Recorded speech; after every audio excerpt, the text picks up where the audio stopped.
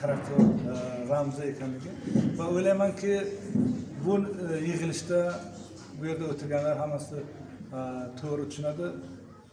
Millatlararo do'stlik bu jamiyat uchun eng muhim haligi rol hisoblanadi. Chunki millatlar o'rtasida do'stlik mustahkam bo'lsa, bizning xalqlarimiz, yurtimiz ham tinch, totuv bo'ladi.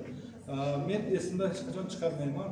2018-yil 9-mart kuni O'zbekiston Respublikasi Prezidenti Shavkat Mirziyoyev Tojikiston Respublikasiga rasmiy tashrif buyurdilar.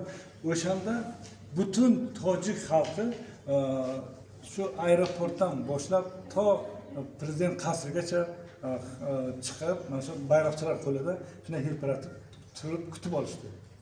Qarang, bu o'sha birinchi tashrif edi.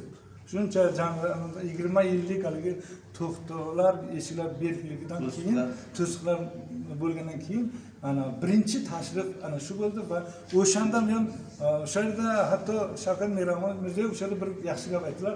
Bundan keyin mana shu qanday quyosh chiqib turibdi, mana shunday ikkita davlat o'rtasida mana shu doimo tinchlik, totuvlik bo'ladi va bordi keldi, eshiklarimiz ochiq bo'ladi, hamisha do'stligimiz mustahkamlanib boraveradi.